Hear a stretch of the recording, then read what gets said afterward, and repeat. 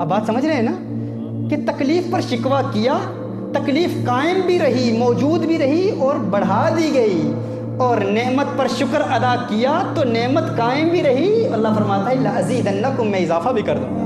لیکن ہمارا معاملہ الٹ ہے، ہمیں جہاں شکر ادا کرنا ہوتا ہے وہاں چپ رہتے ہیں، وقت پاس ہو رہا ہے جی، گزر رہی ہے، اور جہاں ہمیں خاموش رہنا ہوتا ہے وہاں شکوہ شروع کر دیتے ہیں، فلاں تکلیف آئی، فلاں پریشانی آئی۔ لیکن ان پریشانیوں کا علاج کیا ہے؟ اللہ کی رضا پر راضی رہنے کا طریقہ سیکھ لیں، اللہ کی رضا پر راضی رہنے کی کوشش کریں، محنت کریں، ہر نعمت پر اللہ کا شکر ادا کریں۔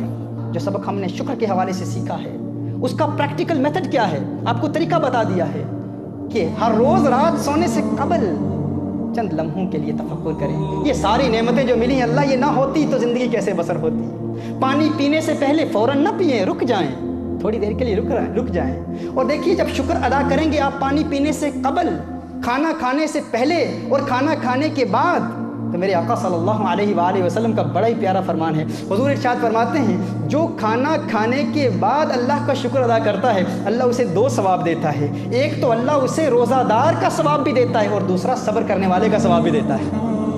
تو کھانا کھانے سے قبل بھی شکر ادا کریں، کھانا کھانے کے بعد بھی شکر ادا کریں۔ امام غزالی رحمۃ اللہ تعالیٰ علیہ اللہ کے ایک نبی کا واقعہ بیان فرماتے ہیں کہ اللہ کے نبی کہیں جا رہے تھے، راستے میں دیکھا کہ ایک پتھر ہے اور اس پتھر سے پانی نکل رہا ہے، بڑی تیزی سے پانی نکل رہا ہے۔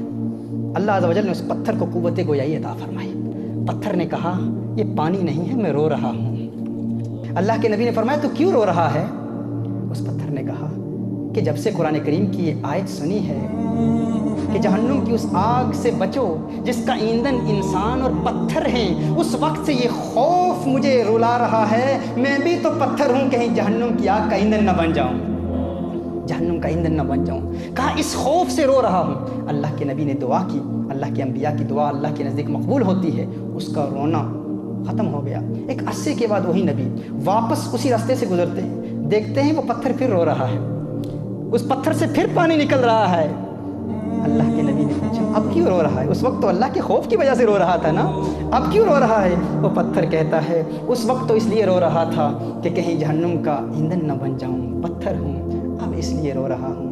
کہاں میں پتھر، کہاں اللہ کے نبی کی دعائیں؟ اللہ کے نبی نے مجھ پتھر کے لیے دعا کی، اللہ کا شکر ادا کرتے ہوئے رو رہا ہوں، اس وقت سے رو رہا ہوں کہ اللہ کے نبی نے مجھے دعاؤں کا مستحق ٹھہرایا اور اللہ نے نبی کی دعا مجھے دلائی، اللہ کا شکر ادا کرتے ہوئے رو رہا ہوں۔ میں کہتا ہوں اگر اس دور کے نبی ایک پتھر کے لیے دعا کریں، وہ پتھر شکر میں روتا رہے، ہمارے لیے تو اللہ کا حبیب دعا کرتا ہے امت محمدیہ کے لیے، ہم کیوں نہ شکر ادا کریں؟ ہم اللہ کا شکر ادا کیوں نہ کریں؟